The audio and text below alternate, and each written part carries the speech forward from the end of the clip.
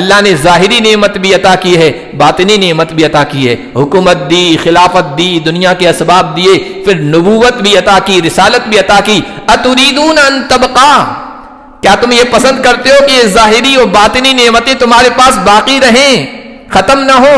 انہوں نے کہا ہاں ہم یہ چاہتے ہیں۔ تو حضرت داؤد نے کہا قیدوہا بالشکر، یہ جو نعمتیں ملی ہوئی ہیں نا، ان کو زنجیریں پہنا دو، ان کو قید کر دو، ان کو باندھ دو۔ کس کے ذریعے سے؟ شکر کے ذریعے سے۔ آپ شکر کر رہے ہیں، اس کا مطلب آپ اللہ کی نعمت کو باندھ رہے ہیں، وہ آپ کو چھوڑ کے نہیں جائے گی۔ تو یہ جو نعمتیں ملی ہوئی ہے ان کو باقی رکھنا ہے، ان کو قید کرنا ہے، تو شکر ادا کیجئے۔ وَلَكِن تَصْدِيقَ الَّذِي بَيْنَ يَدَيْهِ وَتَفْصِيلَ كُلِّ شَيْءٍ وَهُدًى وَرَحْمَةً لِقَوْمٍ يُؤْمِنُونَ۔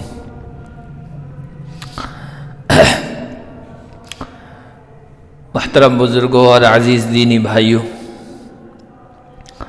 اللہ تبارک و تعالی نے قرآن کریم میں پچھلی قوموں اور ان قوموں میں گزرے ہوئے افراد کے واقعات اور قصے بیان کیے، نبیوں اور رسولوں کے قصوں کو بیان کرنے کا بھی اہتمام کیا ہے، اللہ کے نیک محبوب فرمانبردار بندوں کا بھی ذکر کیا ہے، نجات پانے والی قوموں کی کہانیاں بھی بیان کی ہے، برباد ہونے والی اور عذاب کا شکار ہونے والی قوموں کے قصے بھی بیان کیے ہیں۔ ان واقعات میں اللہ نے فرمایا اس لیے بیان کیا ہے کہ ان واقعات میں عبرت ہے، نصیحت، بطور قصے کہانی کے نہیں بیان کیا گیا ہے، وقت گزاری کے لیے، لطف کے لیے نہیں۔ وَلَقَدْ اللہ نے فرمایا لَقَدْ كَانَ فِي قَصَصِهِمْ عِبْرَةٌ لِأُولِي الْأَلْبَابِ، ان کے قصوں میں اور ان کے واقعات میں عقل مندوں کے لیے، سمجھداروں کے لیے عبرت، نصیحت اور سبق ہے۔ مَا كَانَ حَدِيثًا يُفْتَرَى، یہ کوئی من گھڑت باتیں نہیں ہیں، من گھڑت قصے نہیں ہیں، بلکہ سچے واقعات اللہ تبارک و تعالی کی طرف سے اس سچی کتاب میں رکھے گئے ہیں۔ ان واقعات میں سے ایک واقعہ اللہ نے اپنے ایک نیک بندے کا، اپنے محبوب اور پسندیدہ بندے کا ذکر کیا ہے، جو بندہ نبی نہیں تھا، رسول نہیں تھا، اللہ کا پیغمبر نہیں تھا، لیکن اللہ کو اس کی ادائیں، اس کے کام، اس کی باتیں اتنی پسند آئی کہ اپنے قرآن میں اس کا ذکر رکھ دیا، اور قیامت تک اس کا ذکر ہوتا رہے گا اور اس کا قصہ بیان کیا جاتا رہے گا۔ ان کے قصے اور واقعے میں بڑی عبرتیں اور نصیحتیں ہیں، سیکھنے کی چیزیں ہیں، اس لیے جمعہ کی گفتگو میں اس کو موضوع بنایا گیا ہے۔ اور وہ اللہ کا نیک بندہ جس کا تذکرہ ہم اب کریں گے، اس کو حضرت لقمان کہا گیا ہے، جو عوام میں لقمان حکیم کے نام سے مشہور ہے۔ اللہ تعالیٰ نے پوری ایک سورت کا نام ان کے نام پہ رکھا ہے، سورہ لقمان، اور اس میں پورا ایک رکوع جس میں ان کی نصیحتوں کو اور حکمت بھری، دانش مندی بھری باتوں کو بیان کیا گیا ہے۔ اللہ نے فرمایا وَلَقَدْ آتَيْنَا لُقْمَانَ الْحِكْمَةَ، ہم نے اپنے بندے لقمان کو حکمت عطا کی۔ حضرت لقمان کون تھے؟ میں نے آپ کو ابھی بتایا، اللہ کے پیغمبر نہیں تھے، نہ رسول تھے، نہ نبی تھے، ایک عام بندے تھے۔ تاریخ میں لکھا ہے کہ کان عبدن مملوکا، غلام تھے، کسی آقا کے غلام تھے، اور اکثر زندگی انہوں نے غلامی میں گزاری۔ حضرت داؤد علیہ السلام کا زمانہ جو تھا، وہ زمانہ حضرت لقمان کا ہے، لیکن کچھ خوبیاں ان کے اندر تھی جن کی وجہ سے اللہ تعالیٰ نے ان کو نوازا، اور ایسا نوازا کہ اپنی آخری کتاب، ہمیشہ رہنے والی کتاب میں ان کا ذکر کر کے ان کو زندہ، تابندہ اور ہمیشہ امر بنا دیا۔ کہتے ہیں حضرت لقمان علیہ الصلاۃ والسلام اپنے آقا کے غلام تھے، ان کی ماتحتی میں کام کیا کرتے تھے، تو ان کی سمجھداری کی باتیں، حکمت کی باتیں ہی نقل ہوئی ہے عوام میں۔ ان کے آقا نے ایک مرتبہ کہا کہ بکری ذبح کرو، اور بکری کے 2 بہترین اعضاء ہیں، بہترین جزء اس کے گوشت کا بہترین حصہ ہے، وہ لا کے مجھے دو۔ تو حضرت لقمان نے بکری ذبح کی اور دل اور اس کی زبان لا کے رکھ دی۔ پھر کسی موقع پر کہا کہ بکری ذبح کرو اور بکری کی باڈی میں، اس کے پارٹس میں، اس کے حصوں میں جو سب سے خراب حصے ہیں وہ لا کے مجھے دو۔ انہوں نے بکری ذبح کی اور پھر وہی زبان اور دل لا کے اپنے آقا کو پیش کیا۔ تو آقا نے کہا یہ کیا بات ہوئی، میں نے خراب اعضاء کا، پارٹس کا کہا تب بھی تم یہی لے آئے، اچھے اعضاء کا کہا تب بھی تم یہی لے آئے۔ تو حضرت لقمان نے کہا اپنے آقا سے کہ زبان اور دل اگر یہ اچھے ہو جائیں تو سب اچھا ہو جائے، اور اگر یہ خراب ہو جائے تو ساری چیزیں خراب ہو جائے گی۔ اور حقیقت یہی ہے، نبی پاک صلی اللہ علیہ وسلم کے جو فرامین ہیں، آپ کے جو ارشادات ہیں، آپ کی جو احادیث ہیں، ان میں بھی آپ جب پڑھیں گے نا، مطالعہ کریں گے تو پتہ چلے گا کہ زبان اور دل کا جو ہے نا، اس کا بڑا کردار ہے انسان کے بننے میں اور انسان کے بگڑنے میں۔ تو یہ بنی اسرائیل میں سے تھے حضرت لقمان، لیکن ان کی دانش مندی بڑی باتیں اتنی عام ہوئی کہ عرب لوگ بھی اس کو جانتے تھے، اور اب پوری دنیا ان کے حوالے سے ان کے کوٹس، ان کے جملے، ان کی باتیں نقل کرتی ہے۔ دلائل النبوہ امام بحقی کی کتاب ہے، اس میں ایک واقعہ نقل کیا کہ سوید ابن صامت جو انصار کے قبیلے تھے، اوس یا خزرج کے تھے، نبی پاک صلی اللہ علیہ وسلم ابھی ہجرت کر کے مدینہ نہیں آئے تھے، مکہ ہی میں تھے۔ تو یہ سوید عمرے کے یا حج کے ارادے سے مکہ گئے تھے۔ اللہ کے نبی صلی اللہ علیہ وسلم نے سنا کہ انصار کے ایک بڑے آدمی آئے ہوئے، تو موقع کو غنیمت سمجھا کہ اسلام کا پیغام ان تک پہنچا دیں۔ اللہ کے نبی سوید کی خدمت میں آئے اور اپنا پیغام پہنچایا۔ اللہ کے نبی صلی اللہ علیہ وسلم کی جب علم بری، حکمت بری باتیں سنی نا، تو سوید کہنے لگے لعل الذی عندی مثل الذی عندک، شاید میرے پاس جو باتیں ہیں نا وہ بھی آپ کی جیسی ہے، یا آپ جو باتیں پیش کر رہے ہیں وہ میرے پاس جو باتیں ہیں، جو باتوں کا خزانہ ہے، ان جیسا ہے، ان سے ملتا جلتا ہے۔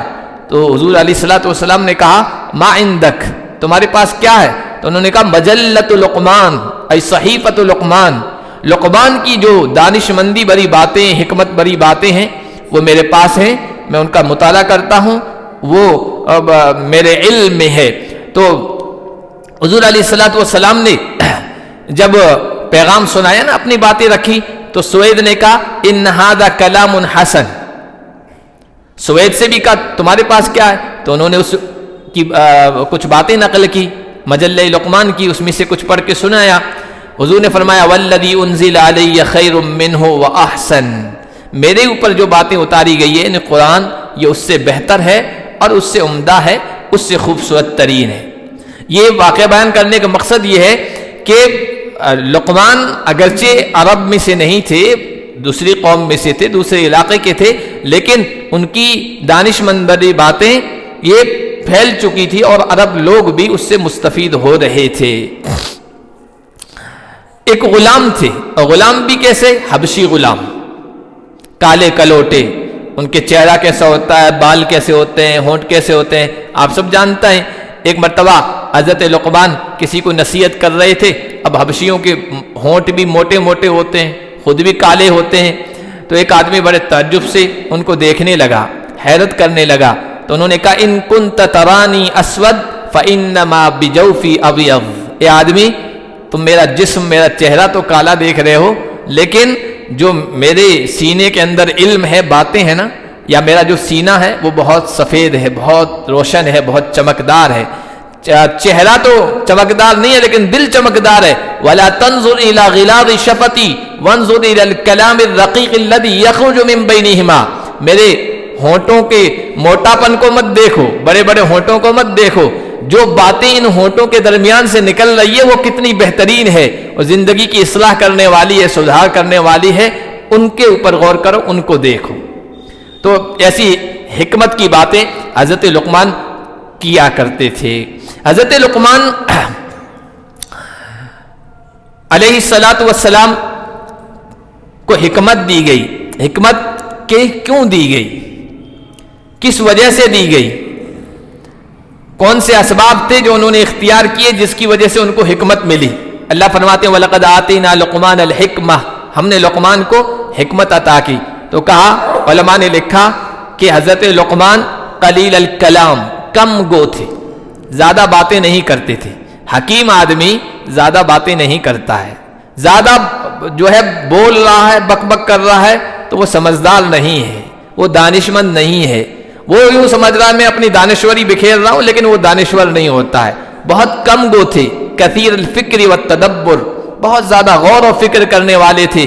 یستفید من مجالس الخیر، اچھی مجلسیں ہوتی تھی، علم کی مجلسیں، علماء کی مجلسیں، دین کی مجلسیں، تو وہاں پر بیٹھتے تھے، ان سے فائدہ اٹھاتے تھے. وَيَحُثُّ عَلَى الْإِسْتِفَادَةِ مِنْهَا، اچھی مجلسوں سے فائدہ اٹھانے پر لوگوں کو ترغیب دیتے تھے، کہتے تھے ایسی مجلسوں میں بیٹھو. وَمُشَاوَرَةِ أَهْلِ الْعِلْمِ وَالْإِسْتِفَادَةِ مِنْهُمْ، اہل علم جو ہوتے تھے ان سے مشورہ کرنا، ان سے کسی اپنے کام کے بارے میں رائے لینا اور ان سے فائدہ اٹھانا، اس پر وہ تاکید کرتے تھے، ترغیب دیتے تھے، شوق دلایا کرتے تھے. تو حکمت، دانشمندی حاصل کرنے کے جو ذرائع ہیں وہ یہ ہے.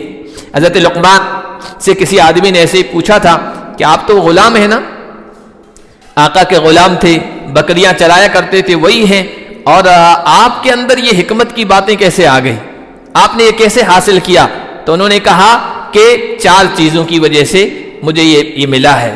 ایک تو کہا قدر اللہ، اللہ کا فیصلہ ہے، اللہ کی توفیق ہے، اللہ کا فضل اور اس کی مہربانی ہے، اس کا فیصلہ ہوا تو مجھے یہ ملا. دوسرا فرمایا وصدق لسانی، زبان کی سچائی، میں نے کبھی جھوٹ نہیں بولا، ہمیشہ اپنے آپ کو سچ کا عادی بنایا.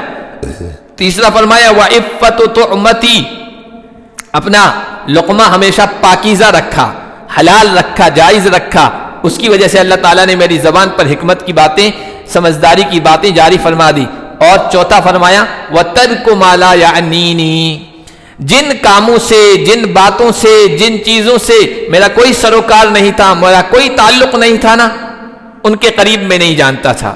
لا یعنی باتیں، لا یعنی مجلسیں، لا یعنی گفتگو، لا یعنی کلام، بے مطلب ان سے میں تعلق نہیں رکھتا تھا، اپنے کام سے کام رکھتا تھا، جس کی وجہ سے اللہ تعالیٰ نے مجھے یہ حکمت کی دولت عطا فرمائی.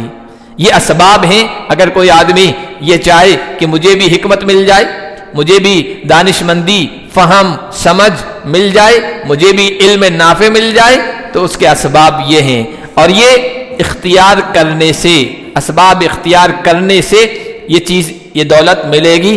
صرف مانگنے سے نہیں کہ اللہ علم عطا فرما دے، حکمت عطا فرما دے، دانشمندی عطا فرما دے، سمجھ عطا فرما دے، لیکن اسباب اختیار نہیں کر رہا ہے تو نہیں مل سکتی ہے. نبی پاک صلی اللہ علیہ وسلم کا ارشاد ہے احرص علی ما ینفعک واستعن باللہ، جو چیزیں تیرے لیے نفع بخش ہو، فائدے مند ہو، جو تجھے نفع پہنچائیں ان کی کوشش کرو، ان کی حرص کرو، ان کو حاصل کرنے کی کوشش کرو اور اللہ سے مدد طلب کرو. اور آپ نے فرمایا انما العلم بالتعلم وانما الحلم بالتحلم، علم سیکھنے سے آئے گا، محنت کرنے سے آئے گا. حلم، بردباری، برداشت، اپنے نفس پر کنٹرول، یہ بھی حضرت لقمان میں تھا. حضور نے فرمایا یہ بالتحلم ایسے ہی نہیں آ جائے گا، بلکہ مشقت کرنے سے، بردباری اختیار کرنے سے، بردباری والا مزاج بنانے سے آئے گا. وَمَن يَتَحَرَّ الْخَيْرَ يُؤْتَهُ، جو خیر و بھلائی کی کوشش کرے گا اللہ اس سے نواز دے گا. وَمَن يَتَوَقَّ الشَّرَّ یوقا، اور جو شر سے، برائی سے، نقصان دہ باتوں سے بچے گا اللہ تعالیٰ اس کی حفاظت فرما دے گا۔ تو حکمت کو حاصل کرنے کی کوشش کرنا چاہیے۔ اب حکمت ہے کیا چیز؟ بعض حضرات نے کہا حکمت علم نافع، نفع پہنچانے والا علم ہے۔ بعض حضرات نے کہا حکمت فعل ما ينبغي على الوجه الذي ينبغي في الوقت الذي ينبغي بالقدر الذي ينبغي۔ بہت اچھی تعریف کی۔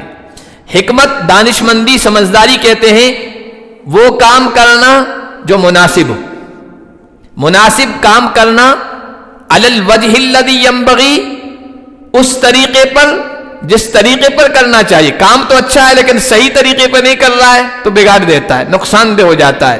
فی الوقت الذی ینبغی، کام بھی اچھا ہے، کرنے کا انداز، طریقہ بھی اچھا ہے، لیکن ٹائم جو چنا ہے اس کام کا وہ مناسب نہیں چنا ہے، تو یہ بھی حکمت نہیں ہے۔ مناسب ٹائم میں، مناسب وقت میں کرنا، اور بالقدر الذی ینبغی، اتنی مقدار میں جتنی مناسب ہے۔ کتنا کام کرنا ہے مجھے یہ بھی آنا چاہیے۔ کام تو کر رہے ہیں لیکن مناسب مقدار میں نہیں، بات تو کر رہے ہیں لیکن اس وقت مجھے کتنی بات کرنی ہے، اب بہت شارٹ ٹائم ہے اور آج میں لے کے بیٹھ گیا، تو اس کو حکمت نہیں کہتے۔ دانشمندی کی باتیں تو آپ کر رہے ہیں لیکن دانشمندی آپ میں نہیں ہے، سمجھداری آپ میں نہیں ہے۔ تو یہ چار چیزیں جس کے اندر ہوگی اسے کہا جائے گا یہ ہے حکمت، یہ دانشمندی۔ تو حضرت لقمان علیہ السلام کو اللہ تعالیٰ نے حکمت کی دولت عطا فرمائی، اور حکمت اتنی بڑی دولت ہے، اللہ فرماتے وَمَن يُؤْتَ الْحِكْمَةَ فَقَدْ أُوتِيَ خَيْرًا كَثِيرًا، جس کو حکمت عطا کر دی گئی اس کو بے شمار بھلائی، خیر کثیر عطا کیا گیا۔ اللہ جسے خیر کثیر کہہ رہا ہے، بہت زیادہ بھلائی، وہ کیا ہوگی، کتنی ہوگی ہم سوچ بھی نہیں سکتے، تصور بھی نہیں کر سکتے۔ جس کو حکمت عطا کی گئی اس کو بہت ساری بھلائی عطا کی گئی۔ اللہ نے فرمایا وَلَقَدْ آتَيْنَا لُقْمَانَ الْحِكْمَةَ، ہم نے لقمان کو حکمت عطا کی، اور ہم نے کہا انشکر للہ، اللہ کا شکر گزار بن، اللہ کا شکر ادا کر۔ اللہ تعالیٰ نے وجود بخشا، حکمت عطا کی، سمجھداری کی باتیں عطا کی، فہم عطا کیا، دانشمندی عطا کی، صحیح عقل دی، سوچ اور غور و فکر کرنے کا صحیح طریقہ دیا، تو انشکر للہ، اللہ کے شکر گزار بن جاؤ۔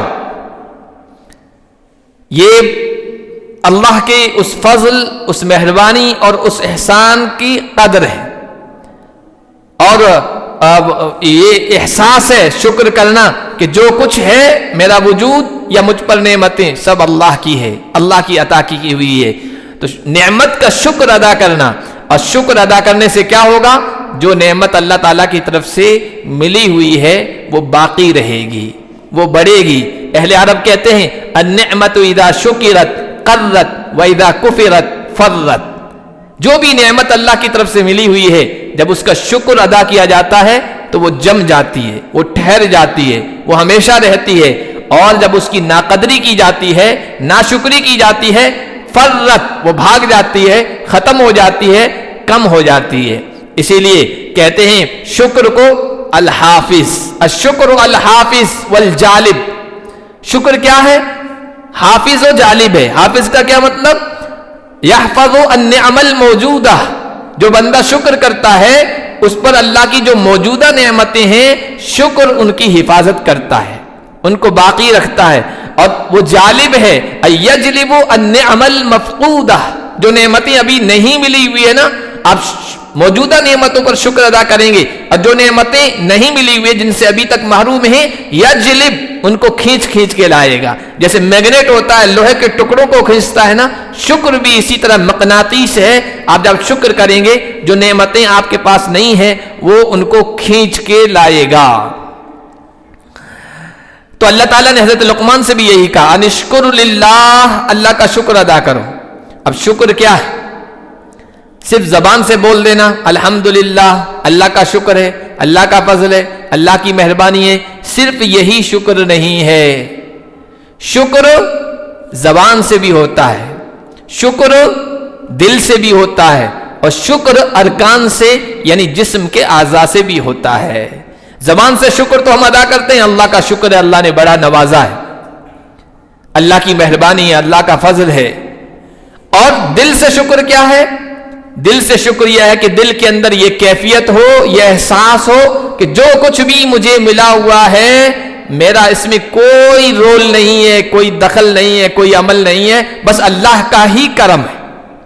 ورنہ بعض مرتبہ ایسا ہوتا ہے انسان زبان سے تو بول رہا ہوتا ہے اللہ نے دیا ہے، اللہ کا فضل ہے، لیکن دل کے اندر یہ ہوتا ہے جو قارون کا ذہن تھا، انما اوتیت علی علم عندی، ارے میں نے محنت کی ہے، دوڑ دھوپ کی ہے، رات دن ایک کیا ہے، خون پسینہ ایک کیا ہے، میرے روابط ہیں، میرے تعلقات ہیں، لوگوں سے ریلیشن ہیں، بڑے لوگوں سے میرے جو ہے روابط ہیں، اس کی وجہ سے یہ ہوا ہے، یہ احساس ہے، تو آپ دل سے اللہ کا شکر ادا نہیں کر رہے ہیں، آپ اپنی عقل کو سمجھ رہے ہیں، اپنے تعلقات کو اصل سمجھ رہے ہیں، اللہ کے فضل کو اصل نہیں سمجھ رہے ہیں۔ دل کے اندر بھی یہ احساس ہو کہ جو کچھ بھی ہے اللہ ہی نے عطا فرمایا ہے، میرا اس میں کچھ عمل دخل نہیں ہے۔ اور تیسرا ہے عمل کے ذریعے سے شکر کرنا، زبان سے بھی الحمدللہ کہہ رہے ہیں، دل کے اندر بھی کیفیت ہے، لیکن جب عمل کی باری آتی ہے نا تو اللہ کی نعمتوں کا حقیقی شکر ادا نہیں کر رہے ہیں۔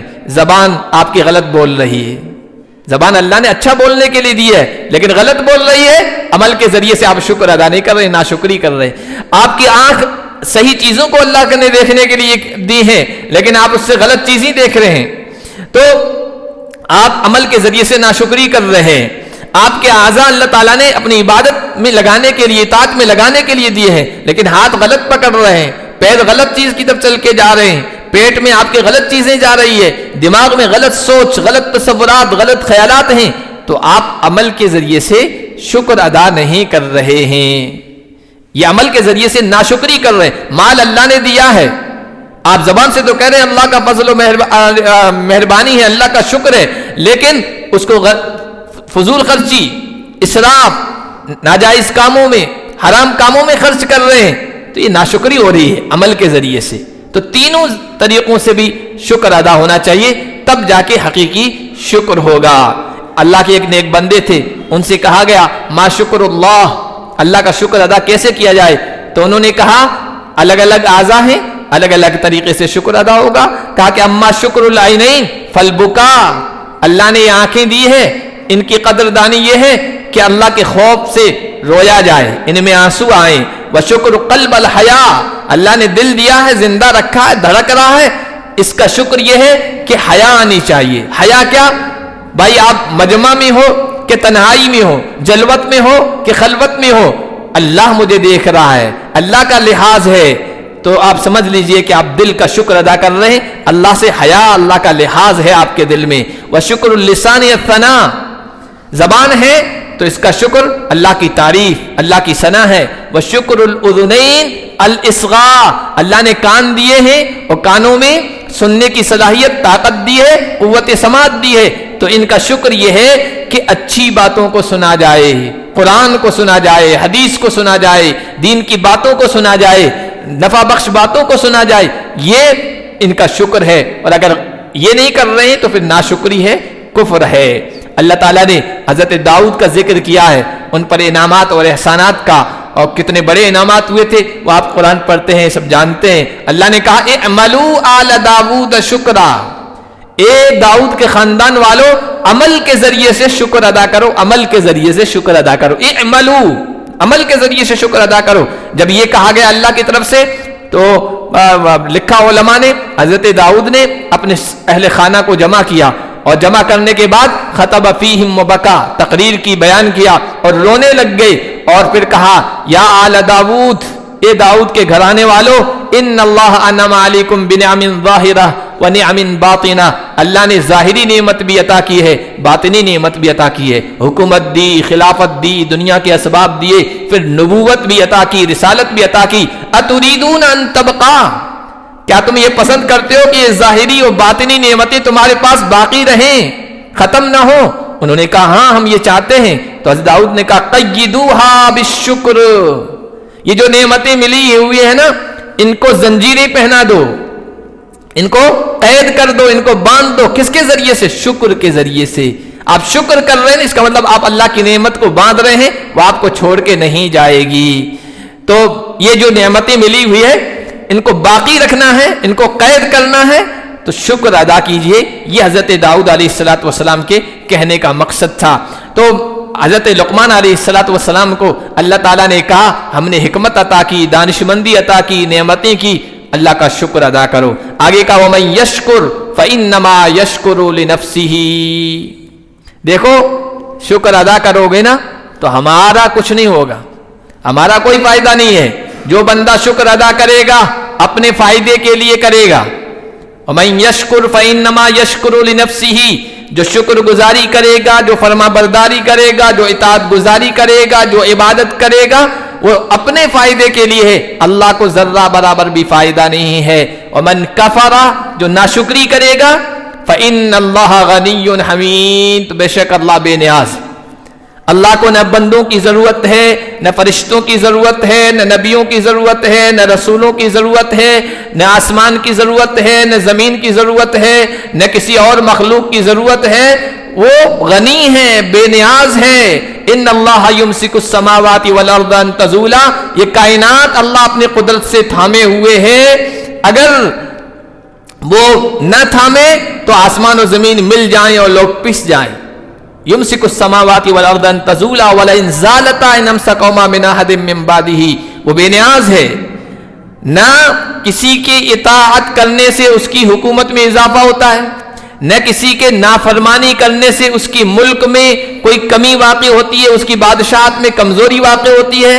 وہ یا ایھا الناس انتم الفقراء. اے لوگو تم سب فقیر ہو، تم سب محتاج ہو، تم سب حاجت مند ہو، تم سب ضرورت مند ہو. بس اللہ بے نیاز ہے، اللہ غنی ہے. تم سب کے بغیر اس کا کام چل جاتا ہے، لیکن تمہارا اس کے بغیر کام نہیں چلتا ہے. اگر کوئی اطاعت کرے گا اپنے فائدے کے لیے، عبادت کرے گا اپنے فائدے کے لیے، شکر گزاری کا راستہ اپنائے گا اپنے فائدے کے لیے، اور اگر کوئی نافرمانی کرے گا، کفر کا راستہ اپنائے گا، اللہ کو کچھ بھی نقصان نہیں ہے. حدیث شریف ہے نا، حدیث قدسی ہے. اللہ فرماتے ہیں لو یا عبادی لو ان اولکم وآخرکم وانسکم وجنکم کانوا علی اتقى قلب رجل منکم ما زاد ذلك فی ملکی شیئا. اے میرے بندو، اگر تمہارے اگلے پچھلے انسان، جنات، ساری مخلوق سب ایک فرما بردار بندے کی طرح ہو جائیں، کوئی نافرمان نہ ہو، تب بھی میری بادشاہت میں ذرہ برابر بھی اضافہ نہیں ہوگا. دنیا کی حکومتوں میں ہوتا ہے 300 پار مل گئے یعنی بہت مضبوط ہیں، اور اس سے نیچے آگے تو کبھی بھی حکومتیں گر سکتی ہے. اللہ کو ان سب چیزوں کی احتیاج نہیں ہے، ضرورت نہیں ہے. اور اللہ نے فرمایا لو ان اولکم وآخرکم. اگر تمہارے اگلے پچھلے انسان، جنات، کانوا علی قلب افجر رجل منکم، تم میں سے سب سے زیادہ گئے گزرے نافرمان فاسق فاجر انسان کی طرح ہو جائیں، سب نافرمان ہو جائیں، ما نقص ذلک من ملکی شیئا. میرے ملک میں، میری بادشاہت میں، میری قوت میں، میری طاقت اور حکمرانی میں ذرہ برابر کمی واقع نہیں ہوگی. کیونکہ من کفر فإن اللہ هو الغنی. بے نیاز ہوں میں، الحمید، اچھی صفات والا ہوں. تم اگر شکر کرو گے، ثنا کرو گے، خوبیاں بیان کرو گے، تمہارا فائدہ ہے، ورنہ تو میں تو حمید ہی ہوں. میری تو تعریف ہی بیان ہوتی ہے. میرا ہر فعل اچھا، ہر حکم اچھا، ہر کام اچھا، ہر چیز اچھی، قابل تعریف ہے، قابل حمد ہے. آگے اللہ تعالیٰ نے پھر حضرت لقمان علیہ السلام کا، جن کا ذکر ہم کر رہے ہیں، ان کی جو نصیحتیں ہیں بہت عقل مندی والی، دانش مندی والی، بڑی سبق اور نصیحتوں والی باتیں ہیں. وہ انشاءاللہ اگلے چند جمعوں میں ان کو پورا کرنے کی کوشش کریں گے. اللہ پاک ہم سب کو حکمت سے، دانش مندی سے نوازے.